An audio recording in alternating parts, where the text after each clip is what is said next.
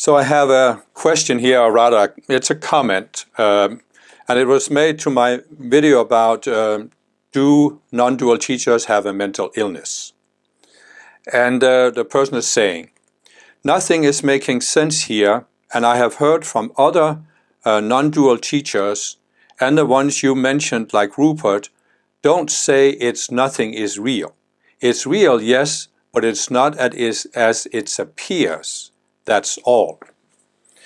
Well, it's a good point to bring up, because when I hear this, when I read this comment, my first thought is there more than one YouTube? Am I and the person who wrote this comment, are we not watching the same YouTube? At the very least, we're not watching the same videos on YouTube, because you can find video after video by these non-dual teachers that say, again, only Brahman is real, nothing is an illusion. I mean, the world is an illusion. So they are essentially saying nothing that we see in the world is real. Also others that will say everything you see is an illusion. There are even those who will say our minds are creating the world that we see. But it's all an illusion created in the mind. And and you hear this over and over and over again. Now, I admit freely, there are a few of these non-dual teachers who are not saying this. They are saying that you have to qualify the idea that nothing is real or that the world is an illusion by understanding what is meant with an illusion. And what they're saying is there is something that's real, but our minds can distort what we're seeing. But that's just a few non-dual teachers that are saying this. And so I still think that my point for the video about the mental illness is valid, because what I'm saying in there is that we can compare the Earth to a reality simulator. And the purpose of the simulator is to give us certain experiences and to make those experiences seem real. So you can say, just like you put on these virtual reality goggles, and you have an experience that you are flying through some asteroid field in a spaceship. And of course, the asteroid field and the spaceship are not real. But the goggles are real, your physical body is there, your mind is there. You are having an experience that seems real to you. So it's not that everything is an illusion. But what I see again, there are few non-dual teachers that teach this, but the most of them, they are just trapped in this, and I have called it a dualistic view, because they are trapped in this thinking that only the undifferentiated is ultimately real. And therefore they must reason that anything that's differentiated is an illusion. That means the world and ourself, the sense of self. And that's a dualistic view. And it's possible to step back from that view and realize there's a higher reality. And the higher reality is, as I explained in my video about how the world was created, and even in my video about the mental illness, that there is a world that was created by minds that are far more sophisticated than ours, that have a much higher level of consciousness than we have.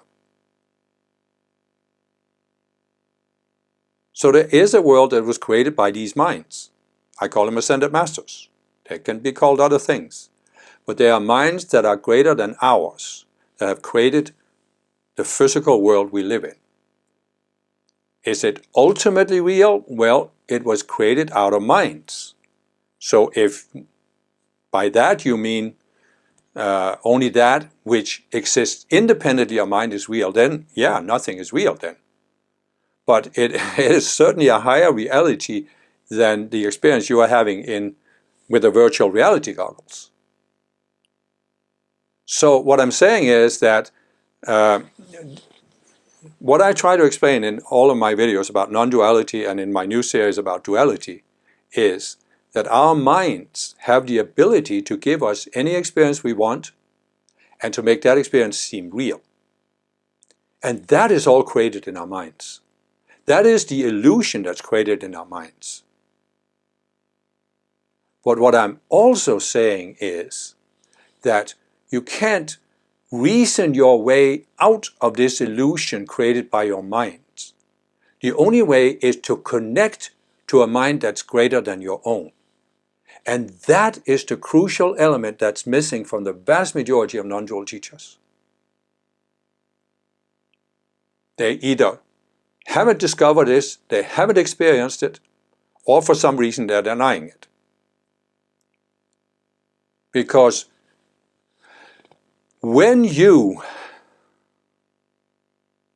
step outside the illusions created in your own mind, you will have a direct experience that, first of all, you exist independently of your mind. I talk in many of my videos about the mind having 4 levels: physical, emotional, mental, and identity level. And this is where our sense of personality, our sense of identity is. But there's a part of our being, I call it the conscious you, that's neutral awareness, pure awareness. And it is normally inside these 4 levels of the mind, experiencing the world and itself through those levels, but it can step outside those levels of the mind and just experience the world neutrally. It's just the silent witness observing the world. And that part of you is real because it was created by higher minds. And it's really ultimately an extension of the one being that created our world of form. You can call it Brahman, I call it the creator. You can't really call it infinite awareness or pure awareness because that implies it has no personality, no individuality. The creator is a being. What created our world were beings in a higher level. And this goes all the way up to the creator, as I explained in my video about how the world was created. So everything is self-aware beings. And we are extensions of these higher self-aware beings, and therefore what we are, the conscious you and the higher self in the spiritual realm, that's real. Because it was not created by our own minds. So what I suggest is that all this talk about what's real and what's an illusion, it really needs to boil down to this. That which is created in our own minds is an illusion. But the core of our beings, the conscious you, is capable of connecting to a reality outside our own minds, a reality that was not created by our own minds. And that is not an illusion. That is, from our viewpoint at least, real. And if you don't make that distinction, if you don't admit that the mind can create an illusion and make it seem real to us when we're inside the mind, you haven't really started grasping what non-duality is about, because, as I say over and over again, you haven't grasped what duality is and how it influences us and how subtle it is and how it makes illusions seem real. I mean, so many of these non-dual teachers don't talk about duality, but duality is a state of consciousness that's basically an experience machine that's meant to give us the experience that we are separate beings and make that experience seem real, even though it isn't, because the deeper reality is that everything is one whole, everything is connected. Even quantum physics has proven this. But some of these non-dual teachers, they deny this, because they are so focused on this. There's only the differentiated world, which is unreal, and then there's infinite awareness or Brahman or Atman that's undifferentiated, and that's the only reality.